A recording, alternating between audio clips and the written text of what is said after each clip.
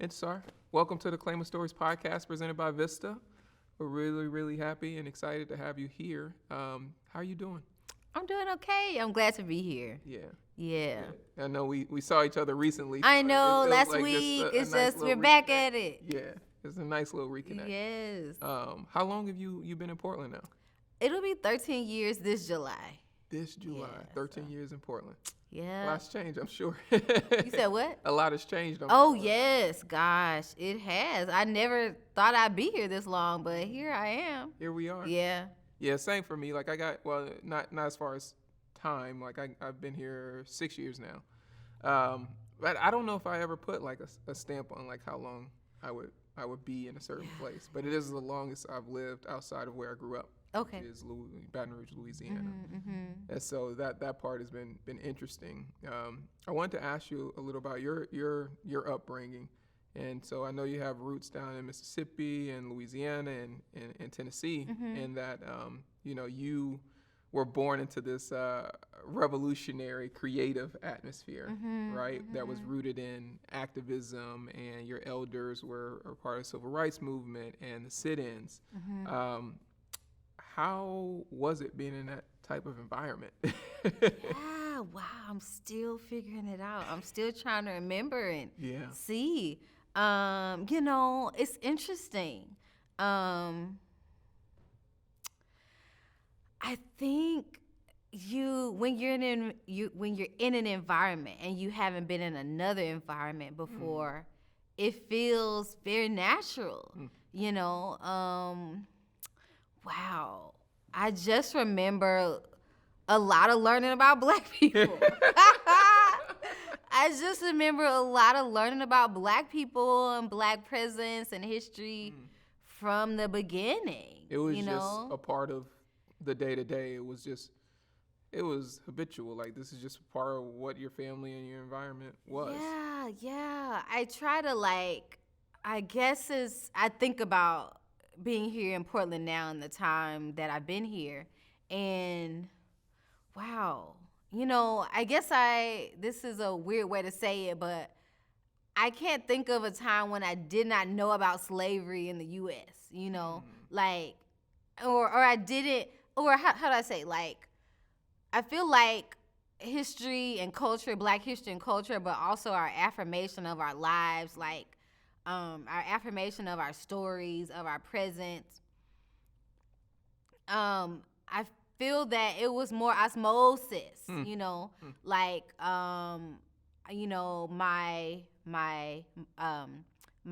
mom, she would always, tell us stories, just at, before bedtime. And, she would sing us these songs about Black women who were civil rights activists. I remember her song. She would be like, Fannie Lou Hamer, Fannie Lou Hamer. And it was just all these stories or these names that would, as I think about it, and I'm going through my memories now. Yeah. As I think about it now, it was stealing. It was affirming. It was rooting and grounding. And as I think about, the Black women in my family, so on my dad's side, there are 14 siblings and 7 boys and 7 girls. Wow. And so my dad is the youngest. And so, and I think about my aunties, and they were part of the sit-in movement there in MEMPHA. Sometimes I speak. In Memphis. Yes. Yeah. And from and as I heard about them, as a child or a young person, they were older than me, and I imagined that when that was happening, they were adults, but they were teenage girls. Yeah, going through this. Yeah, sitting in at these department stores, in downtown. My aunt Teen, she was sitting in like the central library, Mm-hmm. you know. So as I got older, and I think, you know, the fact that they were girls, you know, when we think about the civil rights movement, Mm-hmm. you know, we're thinking about MLK, and we're Yeah. thinking about like Rosa Parks, These and really big figures. yeah, like these big figures, and you're often thinking about these black men who are kind of, you know, you see at the forefront of these like marches, you know, but to know that it was youth, you know, and to know that it was, I don't know, I know I'm taking like a roundabout Oh, you're answer to fine. the Yeah, question, yeah. but I think, yeah, you know, and in the house that I grew up in, like my dad is an arts educator, and so there was a in the middle of the house there's a room that we called the music room. So it would be all of his instruments, like the flute and the kalimbas and his sax and like the congas, and also the piano and like the djembe. And so there would be these rehearsals in that room, you know, these black artists would come to the house, you know, but you know, black artists are also thinkers, historians, activists. So I guess when I think about what it means, when I think about I think about my experience of home and of that place, it's about black thought, black history, black art in the home space, you know, and it's like folk tales, they kind of move into you and stay with you through time. So I don't know if that answers your question, but I feel that was also the beginnings, and also growing up with my sisters, that, you know, I have 4 sisters, so it's also like it's a sisterhood thing. Yeah. I know, I love it. Like, you did answer the question. You answered it in your own way, which is dope. But you gave me a lot of insight into like the different things that move you and that you were seeing growing up. You know, like your music room, and how detailed you were with the different instruments in there. But then also, you just unpacked something interesting to me as well around the movement, and that you're right. Like, so many of the narratives are focused on these male figures, whether it's, you know, MLK, or, you know, whether it's, you know, Malcolm X. It doesn't talk about also like the everyday people that are a part of this too. And I think you sort of started to resonate with the fact that there was youth involved in those stories. Now your family history, there's the Lees. You're connected to the Lees, yeah. And at some point in the history of that family history and in the country, this family was the most arrested family in the country. Yes, I would say, well, I don't know if it's in the country, but it was in Jet. That it said that they were the most arrested family, I think, in the civil rights movement. Ooh. Because they, you know, they were like siblings, and they would just go downtown and they would like get arrested. And then there were black attorneys who would work to get them out. And I apologize that those names are not coming to me off cuff. But yes, and then, you know, they would get out, then they would go down there again. Go right back you know? again. So it was 7 sisters. And I do know some of the brothers did things, but I, you know, from my Aunt Susan, who so it's it was 7 sisters, and they have a historical marker downtown on that street. You know, like kind of where they would like continue to go get arrested. So it's true. I mean, you know, but I think about that now, connecting it up with young people today who are advocating for I don't know what the right word is to say, gun restrictions, like, you know, like the restrictions reform. Reform, like, you know, all these tragic like killings, you know, the one that just happened down there in Tennessee. Yeah. Absolutely. And, you know, it is often the young people who are bringing that energy, that truth, and being able to stand with them and support them, like it's truly powerful. It's powerful. I mean, you got to think, like, I can't imagine. It made me think about what my experience was like in school when I was in high school, middle school, elementary school.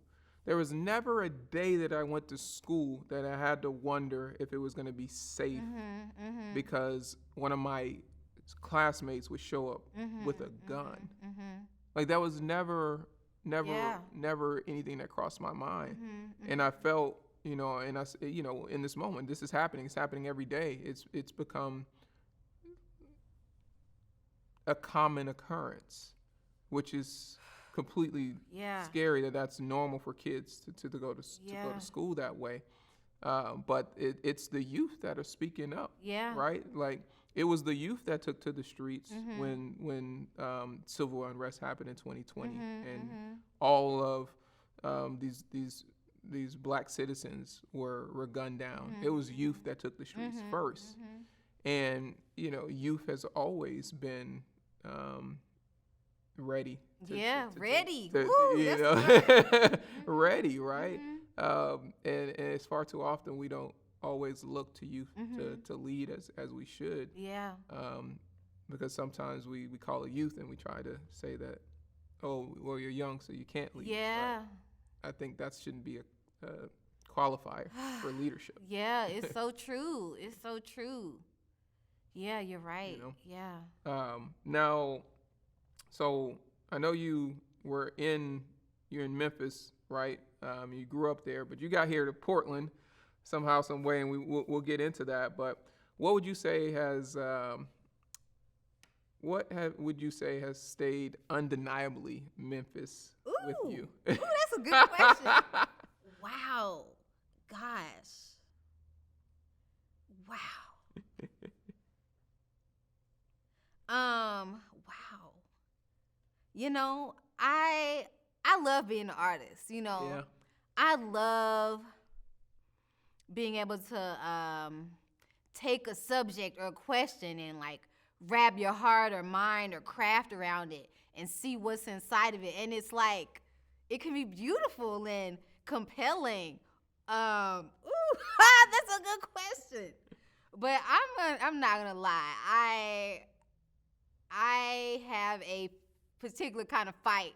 It just probably doesn't show up. Like it probably doesn't show up on the surface, but it is on some knuck if you buck. Like, it is awesome. Like, we're not playing about this. Like, we're gonna show it with our craft, our stories, our history. We're gonna bring that to the surface. We're gonna like reveal the roots and the foundations and the levels, but it's very serious. It's not a game. Like, Black life, Black history, Black future, Black culture. I am coming from activists. Like, I'm coming from educators, even on my mom's side, coming from educators. And, she was a legal activist. Like, she was in the courts down south, like advocating for folks. So you see the contrast of how Black folks, Black communities, Black families were living everywhere, but particularly in the South. Like, my mom is from Greenville, Mississippi. She got her law degree there. So I just remember hearing the stories of things that would be happening. Her going to visit her like clients. At all these different places at Parchman. There's a jail down there called Parchman, and you hear these stories. It's beautiful talking about Black life, or even kind of, I'm a photographer, and a lot of my work has been about documenting Black people and the beauty of our faces and our images, but it takes a fight to like tell your story the right way. And also with with photography where, you know, images are real, but it doesn't, how do I say this? It can be, well, even when I started, it was film, and you know, now we have digital. Now we out here in AI. Yeah. You know, so everything that's a whole is nother. like. But you know, it takes a fight to not just make art, but to advocate for our beingness, our rootedness, our not going to be movedness. That is also about our flight and our freedom and our capacity. So I think, like it's awesome. Like, don't play with me underneath. The, like, hey, what's up? You're like, hey, How what's we up? doing this? But you know, it's also it's very, that time if it need to be that time. Yeah, you know, and that takes so much like strategy. You know, it's not like, you know, I'm not out here actually knucking and bucking. You know, I'm not out here throwing bows for real. But if we're thinking about how to advocate for Black people, Black artists, it takes that inside. Yeah, you speak about the fight, right? Like, and you have to fight for how your art's portrayed. You have to fight for how our stories are told. Otherwise, folks will take them, misconstrue them, and share them in a way that's beneficial to them, which historically has been leveraged as a way to oppress us, right? And so that's why that fight is so important. And you got to have that. And so I love that you're like, if you think about what you keep with you, you know, in your Memphis roots, wherever you are, you feel like, you know, Memphis is a place where you fight for what you care about. What came first as far as, you know, from your artistry standpoint, photography or dance? Yeah, you know, it was dance. You know, when I talk about the artists that I was around, the writers, the dancers, the drummers, the musicians, like, I feel like that's like, the roots energy. Like, you know, when you're a child and a baby, you pick up so much, and you pick up, it's just like seeps into you. And so I remember being just among these storytellers, folks talking about, oh gosh, it's and I think that's the thing, is that Black art is not it's all together. It's, you know, we talk about I'm doing this medium. To me, dance is a visual art. To me, it's like you're talking about the music that is storytelling. Like, you're talking about the talking drum, you're talking about the kalimba, you're talking about all these, you're talking about the griot tradition of the folks on the continent who would keep the stories. And so coming back to, actually, could you tell me the question again? Yeah. So the question was, what came first? Okay, yes. Okay. Okay, you see I'm getting Yeah. lost all up like, yeah, you know, it was the dance, because there was the drums, there was the instruments, and there were these Black dancers, John Sullivan. There's this this dancer named Arthur Hall who started this Black dance company in Philadelphia, but his roots were back home in Memphis.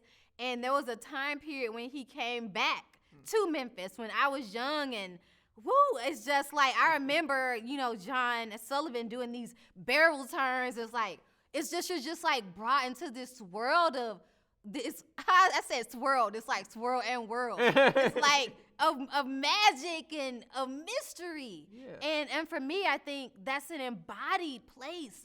It's our bodies. It's, you know, when you hear those drums, it's like, I don't know, it's just something, it's just you're just giving energy and feeling. So for me, it's the dance first, the body is the core. And then, you know, of course, like going to school and learning, like writing became a thing. Yes. And then for photography, you know, I do stutter, you know, and so my stutter was more pronounced and difficult when I was younger. So my crafts were all things that I could do without really having to speak, you know. And, you know, that's a big influence that, you know, speech impediments are always thought about as different forms of ability or disability, you know.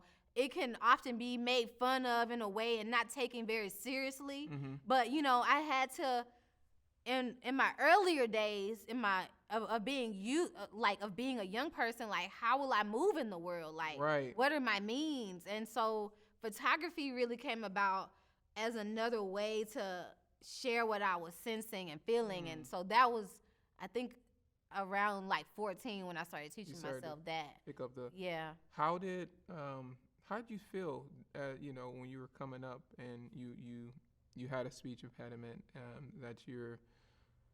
that's so prevalent in your day to day. How are you dealing with that as a young child? Yeah, well, I think a couple different ways. One, I had sisters, and that was really important. My sister Claima, my sister Nee, my sister Mensa, and then later my sister Medina. Mm. So when I had sisters around me. I had camaraderie. People to be in imaginative spaces with. Yeah. So that, I think that was really a big part of my grounding in that way. Of not, because speech things can be so isolating. Mm-hmm. There's so much you want to express that of who you are. Of interchange. Yes. And but for me, I would say reading was really big for me. Like, I was a really big reader. I was reading on the playground. I was reading walking up the stairs at school, and so, I don't know if that sounds simplistic, but it brought in worlds. Mm-hmm. There's something about communication that's like back and forth, and I don't know, there's something in there. There's something in there. Yeah, absolutely. And then of course, from there, the writing and the appreciation of words. Yeah.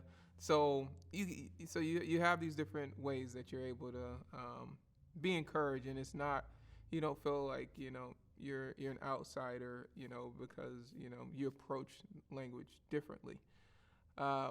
And so you had the support of your sisters. You had your pen, and you had the words that you were taking in, and then you also have photography. Mm-hmm. Now, how did you come across the camera and film? Like, did someone hand you a camera, or was it something you had observed? Like, how did that come into your life? Yeah, I had gone on a school trip. It was like an orchestra trip to Pigeon Forge, Tennessee, and we were going on. It was like a hayride, and I had a little point and shoot camera, and I was taking photographs. And when I got home and I got them developed, they were not what I saw. That was not it, And so I don't know how it came to be, but I must have started talking about it. And there were two cameras that came into my world. So my dad, he was a part of this band. Actually, he started when he was a teenager. He was a part of this band called Galaxy. Okay. And so with these other black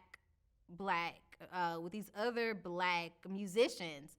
And so they at a certain point they were touring in like Japan and like Korea, and I found out. So yes, inside of the music room, in a little back area, he had a camera. He had a Canon AE1 from his travels. So somehow or another, that camera emerged from the music room into my hands, And so I started to teach myself through just checking out books from the library. Yes.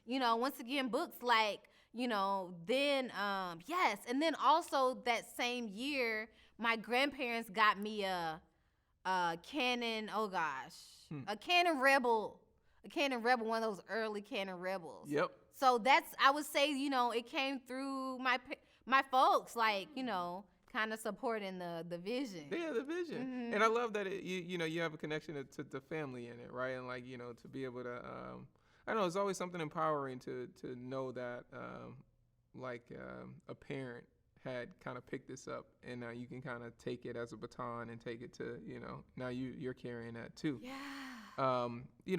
Photography has always been a part of activism. It's been a very instrumental tool throughout a lot of different moments in history. I was curious if you had any photojournalists, like as you study, or folks that have stuck out to you throughout your career. Yeah, different folks. I would say, it was interesting. It was interesting growing up there in Memphis. And, slightly different from today, where you have more images of Black youth, more Black people in general. There are more photographers you can find, more filmmakers. Back then, I was just teaching myself. And then a book in the house that my dad showed me was Ernest Withers' The Memphis Blues Again. And so he was a photographer, a civil rights photographer, and he documented the blues. He documented Stax. He documented Isaac Hayes. He documented the different protests and the different that all happened in that area. Like Tent City, and he's the photographer who took that "I Am a Man" photograph of those on the day of that of the sanitation worker strike. That like photograph of the Black men with those I don't know, the word escapes me, the signs that say "I'm a man," And so I saw that book in our house, and he was someone that was in the community.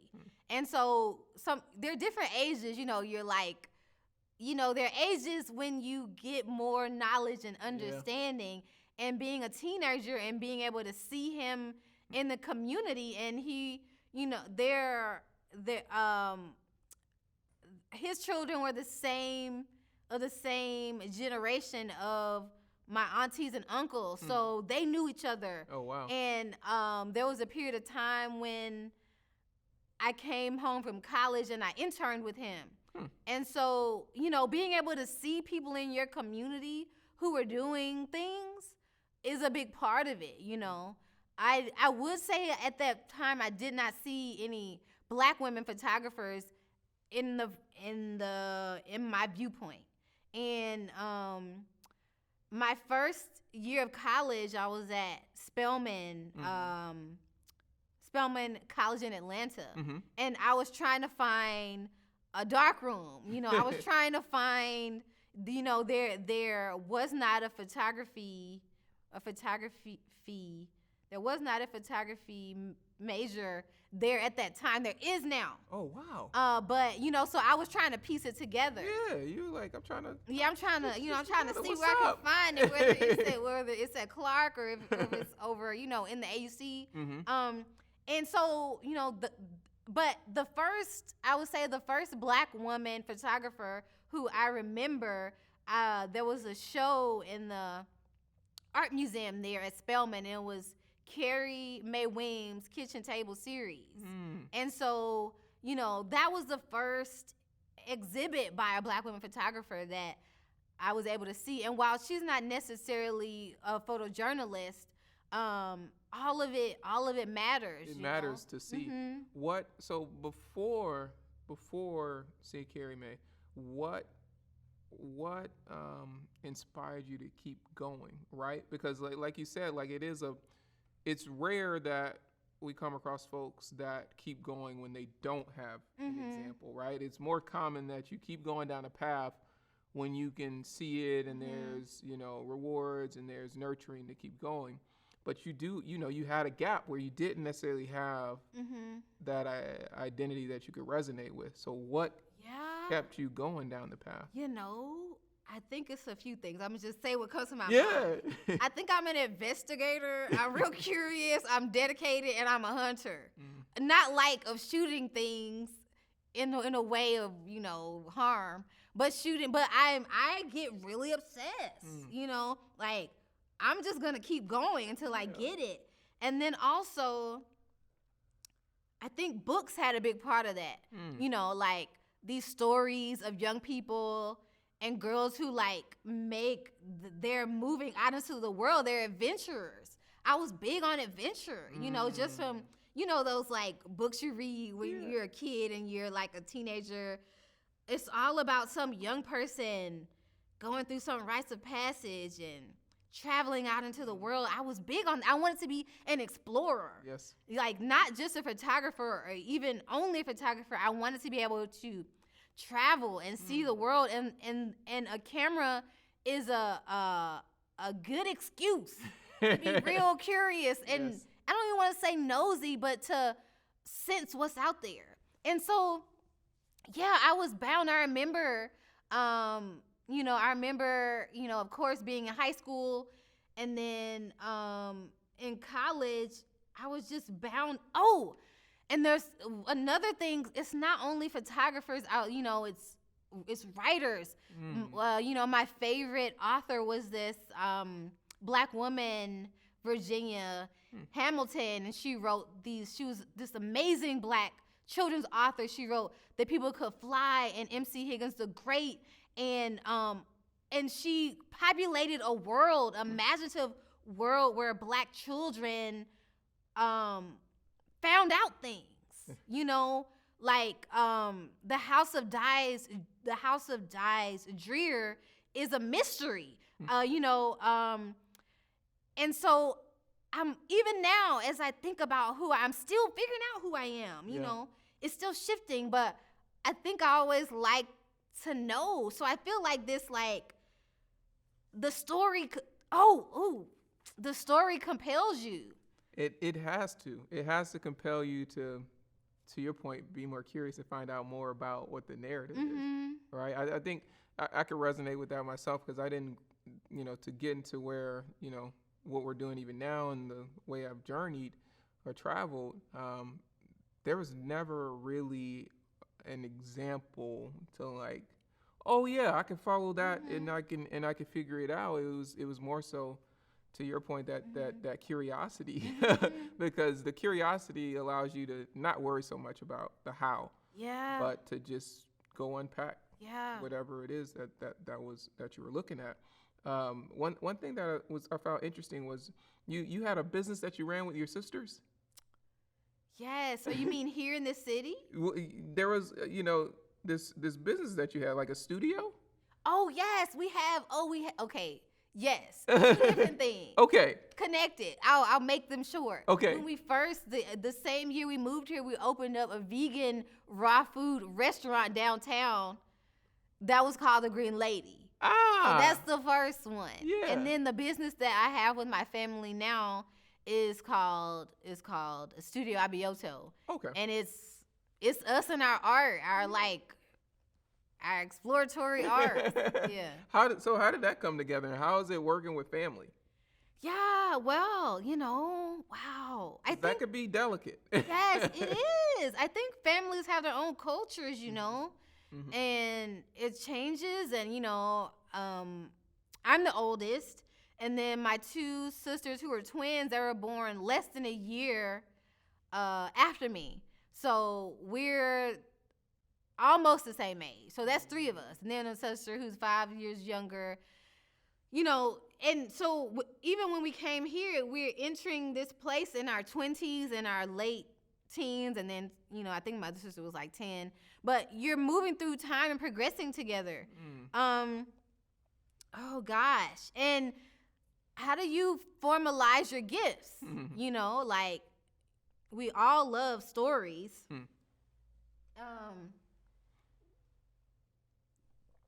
And fantasy, and excuse me. Yeah, we're big on stories and fantasy and journeys, and we kind of, like I was saying, like coming up with these stories that our parents told us, that we received, fictional ones and real ones. Real ones, yes. And the space between that imaginative dream space is almost like a cloud engine. And it's for us as Black girls growing up there in Tennessee, growing up in Memphis during that time where you didn't see those images. You didn't see films about black girls or, or black boys doing fantastical things. Like, even now, we're still working on it. We still don't see it. We're still not enough of it. Not enough. Like, I love Wakanda, but Wakanda is not enough. That's one major story that comes every 2.5, maybe 3 years. Yeah, not enough. And even then, it's not, so even now, I'm trying to see how I'm trying to say this. Like, my sister's a filmmaker and a drummer. My other sister I have several sisters who are vocalists. We're all writers, and it's like you're trying to formalize your intuitive gifts and bring them to the world while also growing as humans and having your own like relationships with each other, and yeah, I think we're still working on our arts. We had our first it's weird to say it would be like a solo show, but it was a group show because it was us. Because it's you as a unit. Yes. Yeah, we had our first show this past winter, and we're still discovering who we are. We want to make those films, those fantasy films about black folks, it's still in the works. Yeah. If that makes sense. Yeah, and I think we're always still in the works, right? I think as artists, that's the kind of the best way to think about it. I was having a conversation actually about this yesterday, and someone was sharing how they're like, I just did this thing, and I'm feeling like I don't really know what to do with myself. I thought like after I finish this thing, I would feel a certain type of way. And I was like, well, it's going to be hard to do that because that's momentary. It's hard to like, once the thing's done, now you kind of training yourself, well, you need another thing to fill away versus, well, what happens if you just, concede to just, it always will be something that you have to work on. It's just a part of it. You're going to grow. You can evolve rather than kind of being fixed. Yeah. But those are different mindsets, so it can shape in different ways. Now, as part of working with your sisters and you continuing to grow and develop as an artist, can you tell me about the People Who Could Fly project? Yeah, absolutely. Thanks for asking. Oh gosh. I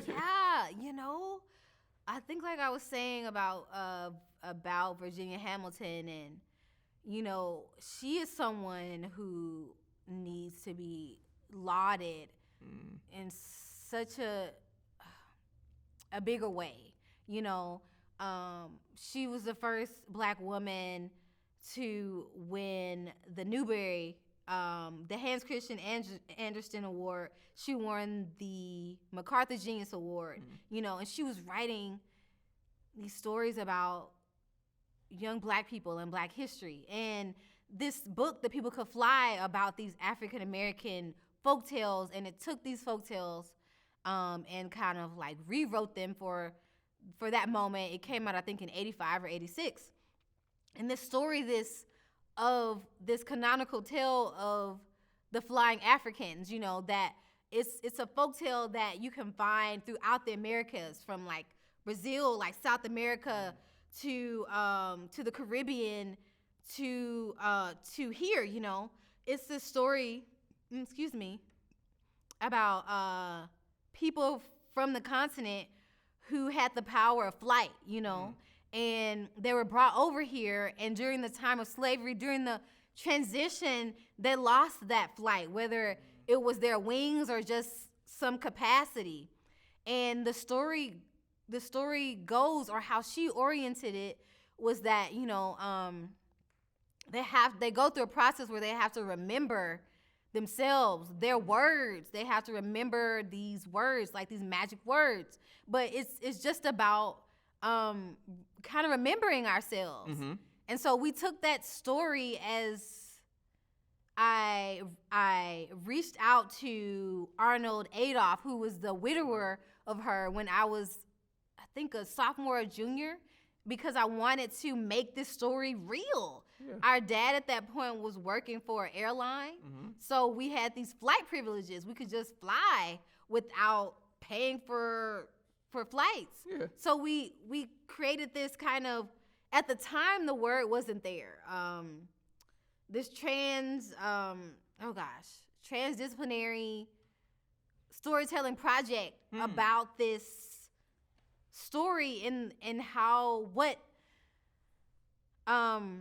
through the lens of youth and ideas of like freedom. So we were filming and we were like photographing and interviewing people and traveling across the states and to Djibouti and to Egypt and these different places to kind of realize this story, to make it real. Yeah. You know? And yeah, you know, I look back and it's funny, I haven't talked about this in a while, but we were blogging, you know. We were. I love the blogging area. Yeah, it was like a blogger, a blogspot blog, you know. And I remember, I remember that we were like writing for grants that we were not getting, you know. And it was like we were just these young black girls making up this thing and doing this thing, but to not be believed in, you know, to not be taken seriously, you know, and I look back now and I see us as these forerunners. Like now we have all these storytelling projects. It's film. It's this. It's the internet. You know. But yes. Yeah. It's crazy how it turns into these different things that intersect, and you have been pairing a lot of these different art forms into your work, right? And like even going all the way back to when you were in college, right? What was the interest at the time in bringing those together? Was it just for you, just a way of expressing the different things that you were seeing and feeling? Yeah, you mean in terms of like the different art forms? Yeah, well, I think it came from the family still. You know, I was working in photography and writing. My sister Claima was studying film, and she's also a writer. You know, my sister Mensa was still, I don't know, like 15. You know, so you know she was still defining herself to herself. And you know, my sister Nee is a writer, is a fabulous storyteller. So I think if you're coming through the lens of the family.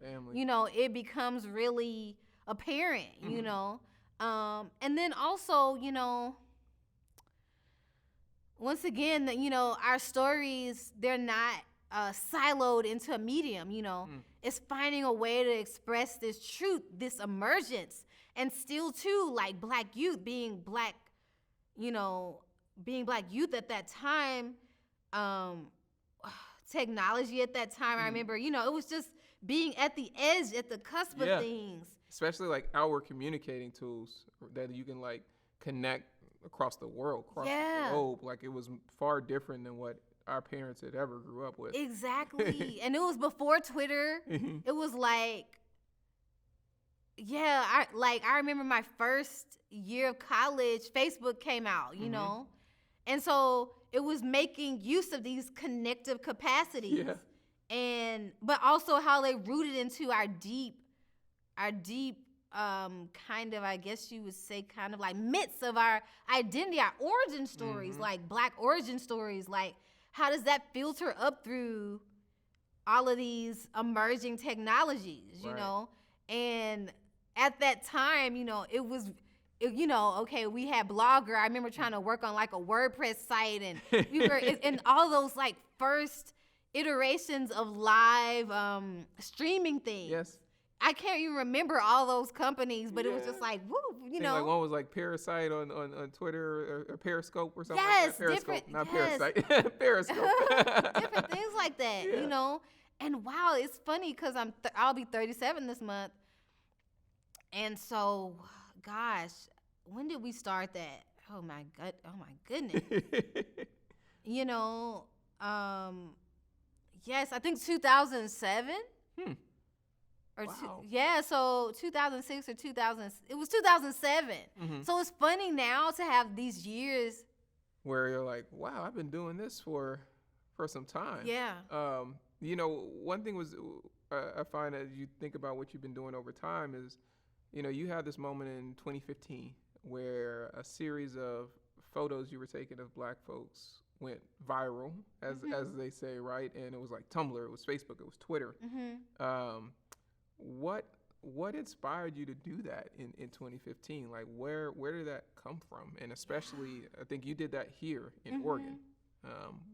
Yeah. What was happening? A couple things. I had come here in 2013 2010 with my family. Why? What prompted the move from Memphis? Oh, just my mom wanted a different experience. You live in a place for a while. She just wanted a different feeling, and we ended up coming here, and it took a while, to meet people, but also to meet and find Black people in community, and you sense a place, once again, that osmosis, and I remember talking with my sisters, once again, my family. I remember talking with my sisters. We had a conversation in the living room, and it was about being Black here and the curiosities of it against the story of what this place is and was, and there was this idea about doing something, and we were talking about it, Black Portlanders, about Black Portlanders, and then I remember talking to my sister Hanifa about, the name. You're like, okay, should it be Black Portlanders? Should it be the Black Portlanders? Like the little details of it all. Right. And I ended up starting to make these street portraits of Black people in the neighborhood, on Alberta Street, on MLK. And it was a way to say hello. It was a way to, storytelling is very much about interjecting into the seeming reality, So I don't know if I'm answering your exact question. You're saying, how did it happen? Well, I was more so just curious about how you even got into it, right? Like, it's more so like how I got into it. What moved you to be like, I want to actually start documenting our existence here in Oregon? Yeah, well, I think it's like a journey, kind of how you said, like you finish something, you think it might be over, but I'm coming to see that all of my projects seethe into one another. Isn't that weird? Yeah.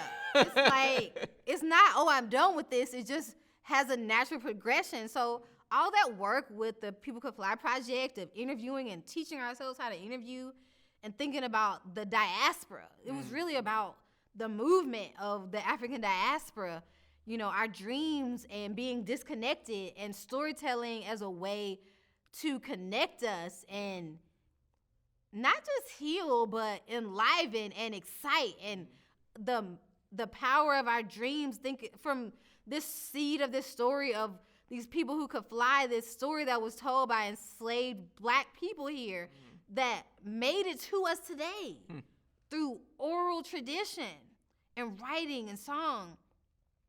That I saw that as a deep power, and then to come here a year or so after college, and my dad,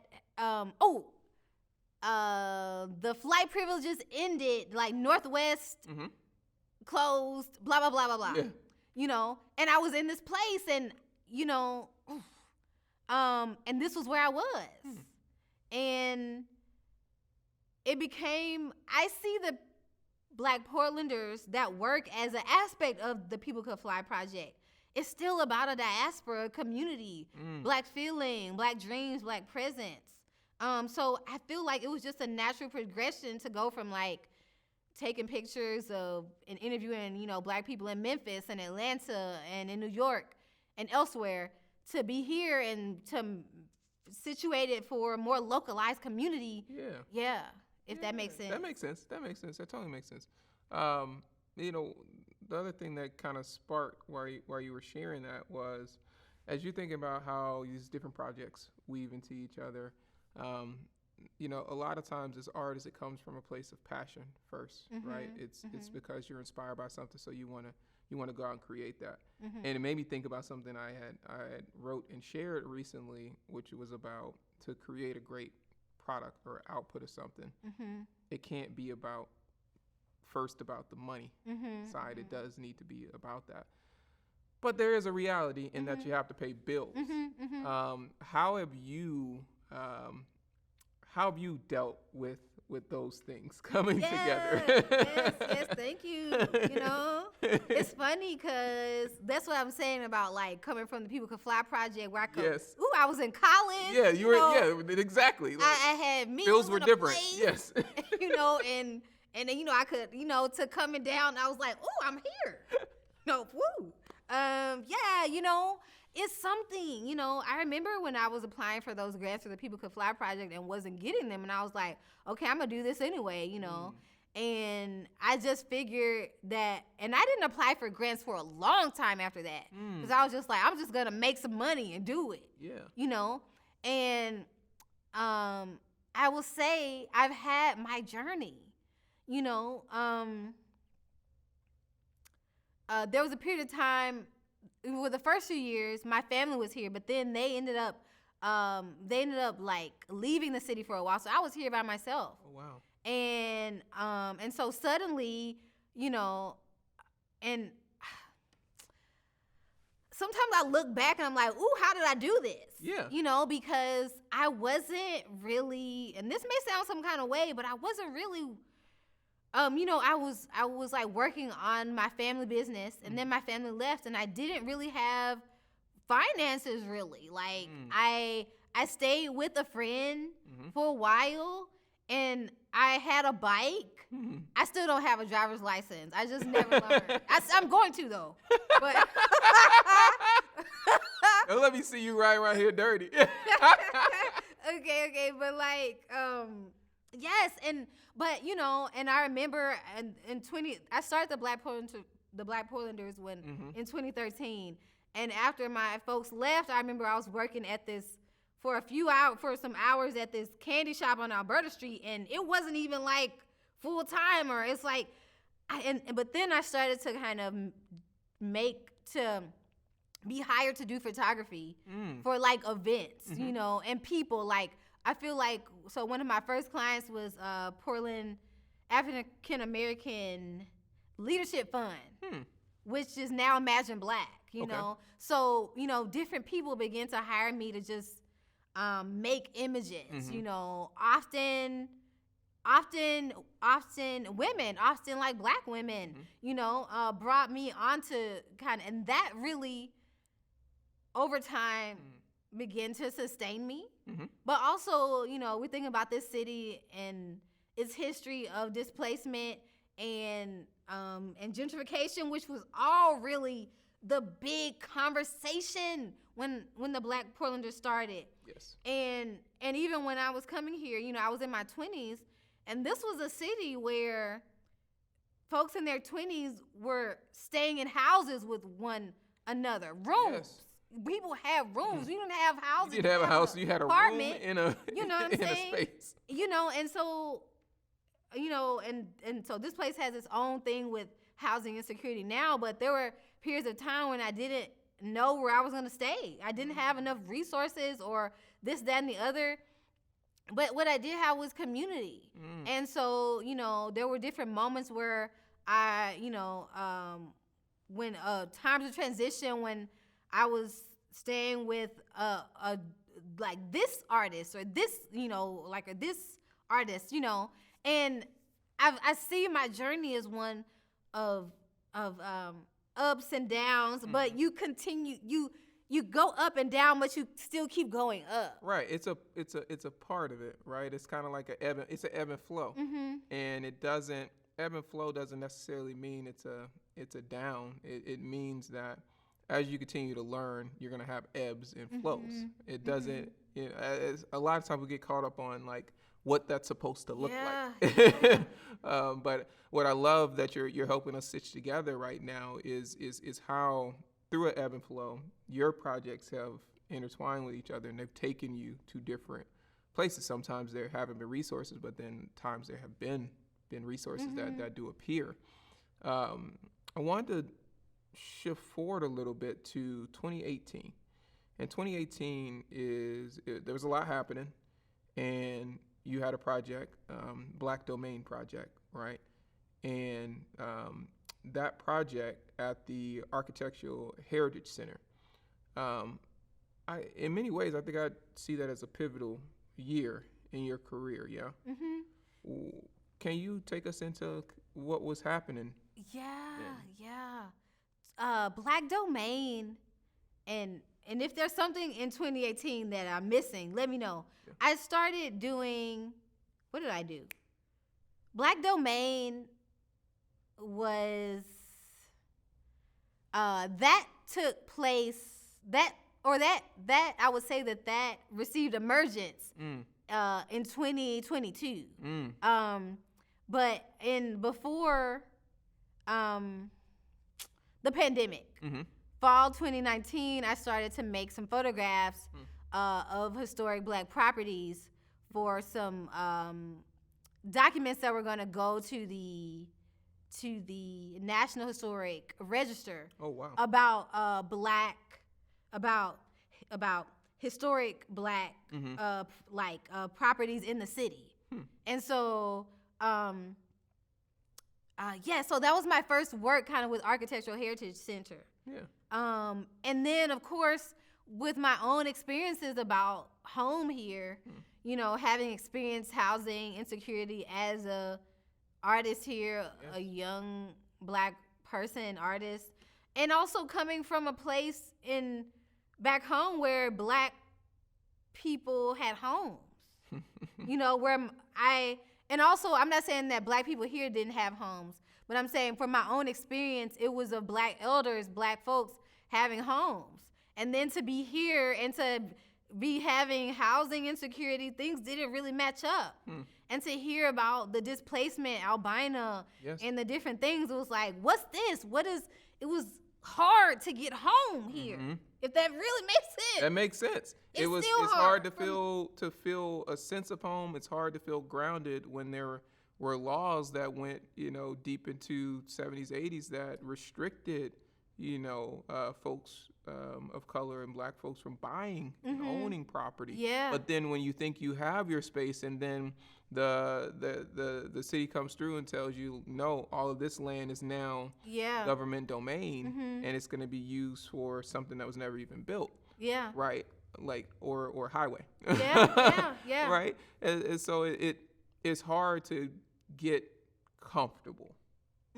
Because you feel like that ground could just shift under you at any moment. Yeah, exactly. Yeah, no, thanks for giving that history, you know, about the exclusion laws and, you know, Black people not being able to make contracts, buy property, be here, you know, that founding story, those founding words, and everything that happened in terms of the various intergenerational displacements of Black people who bought homes, you know, who came here, and that it still has resonance today. I don't know if you saw it was something in, I think maybe Willamette Week, about how like it's increasingly hard for people of color to buy homes in the Portland Central, you know? Not affordable.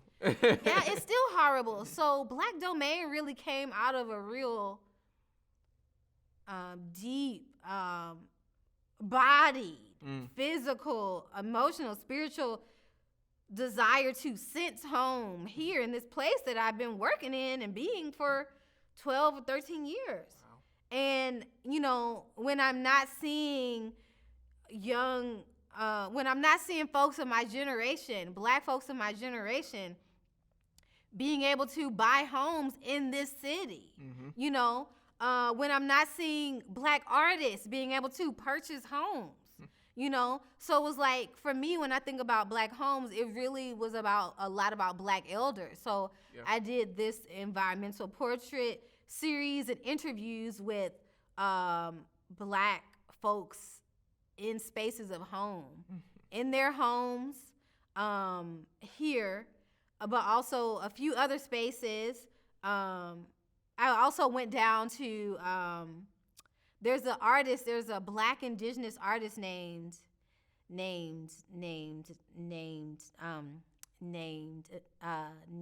Natalie Ball. She's Black and I think Modoc or Klamath Modoc.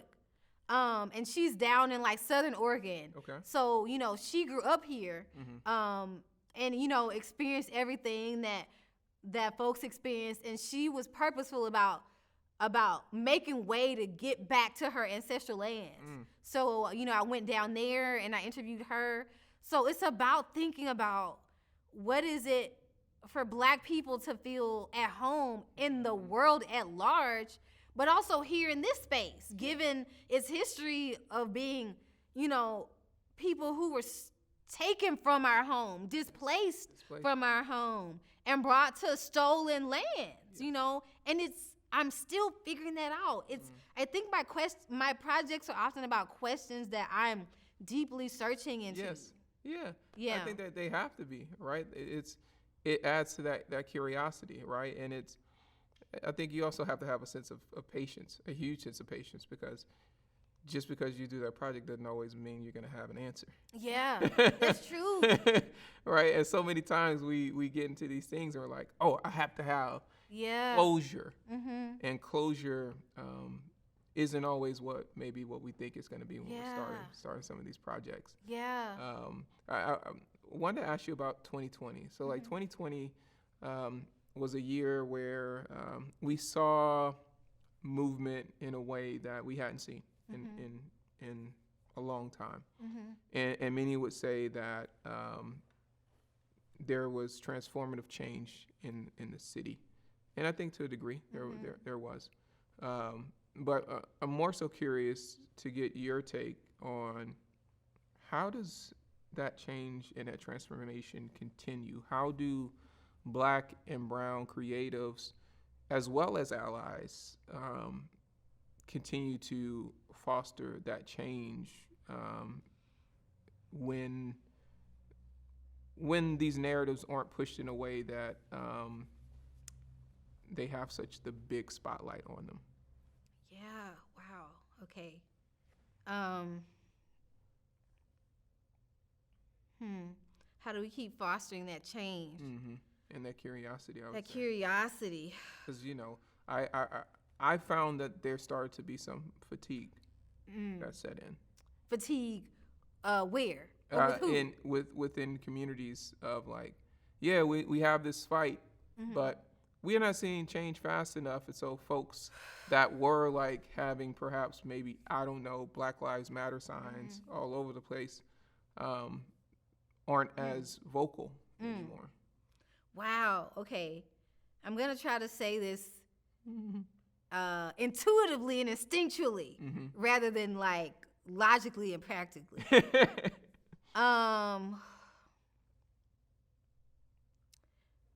Maybe this segues to what the previous question, I had a thought at the previous question that I feel like ties to this. Change, like, and fatigue. You know, I'm thinking about, in a lot of my practices, it's really been about intergenerational stories and collaboration.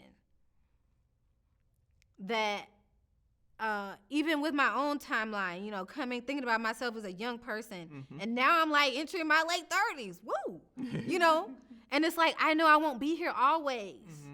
And then we're thinking about like Black people, but also, you know, folks of color, and also folks who have set themselves, have positioned themselves in the relation as allies, you know. A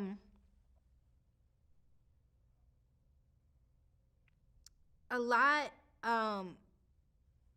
in okay, in 2018, I started doing research around the history of Black artists here in Oregon. You know, I'd been here since 2010, and I'd experienced all manner of things, you know, and also having been censored in storytelling, like other storytelling platforms. And, you know, it's exciting. The images are exciting. Things look exciting, celebrating Black people, you know, but it's still a fight. Still a fight. And that is fatiguing, and it's traumatizing too, you know. I experienced a few traumatizing things, you know, in regards to how I was received and censored. And I had a moment where, you know, I was planning to start to research the Black artist elders that I grew up with. And I'd applied for a grant that I did not get. But then I was here, and I was like, okay, I do not know the history here. And I started to do that research because I needed to know who the Black artists were who had been doing this work in the 60s, in the 70s, in the 40s, in all these times when Black people had been experiencing all these other things that appeared that were so much wilder in force than what we're experiencing.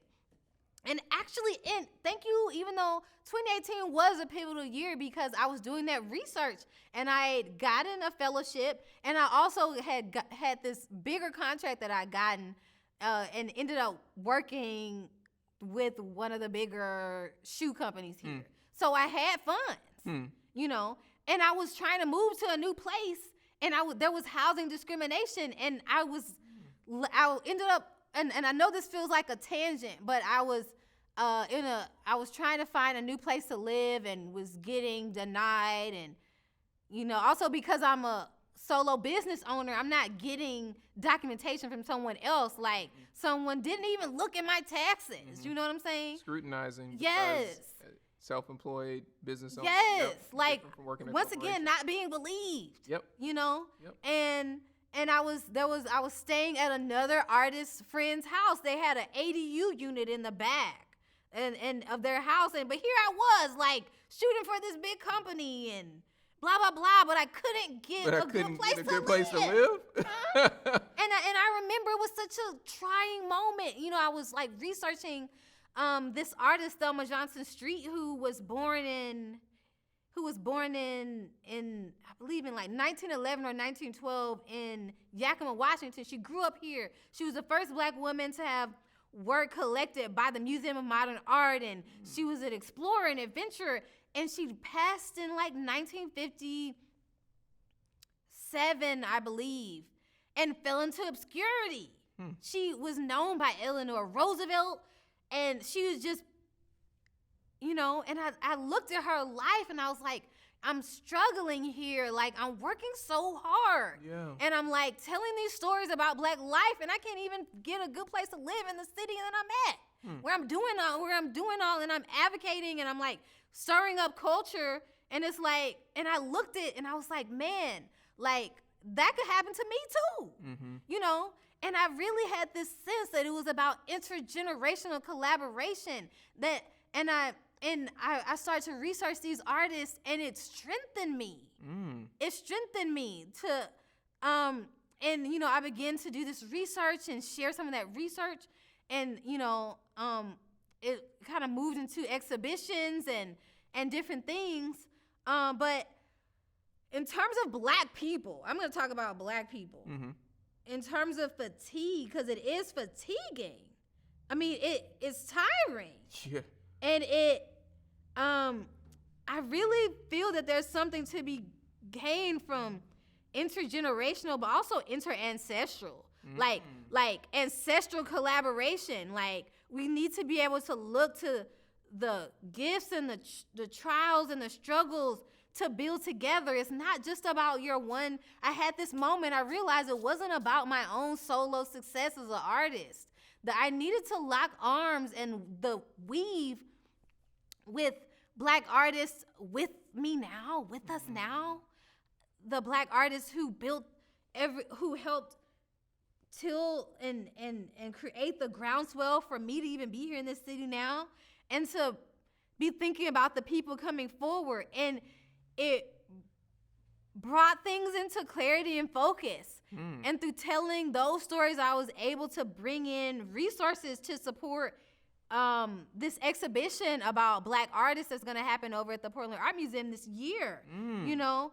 And so I know all of these questions just unfold and fold. And I don't want to keep going, but there's something there. Like, for Black people, like, we have to think about collapsing, making more dense our timeline so that we're stronger. We're not just threads out here. You know, I'm not going to be here always. We're not going to be here always. But, like, what is this conversation going to offer folks with us now, but later, who are able to research and pull inspiration and like and spiritual fortification? Yes. Yeah. I love that. And you say you went on tangents, but I think it was important, right? Like, I think you pulled together a lot of what we needed to hear there, because it does require intergenerational. It require ancestral work. And I love how you said in doing that work, it fueled you, right? It refueled you, because you are fueled and you need a little refuel. We all always need refueling.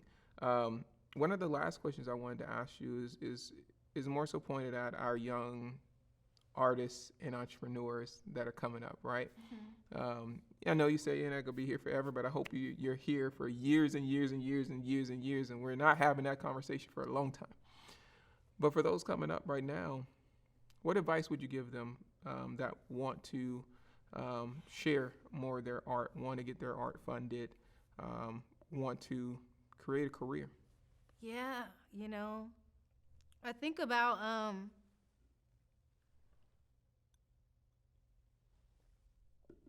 when I was first communicating to myself and the world, in whatever environment I was in, specifically when I was in college and started to with my sisters make the shape of the People Could Fly project, you know, which was an origin story for us.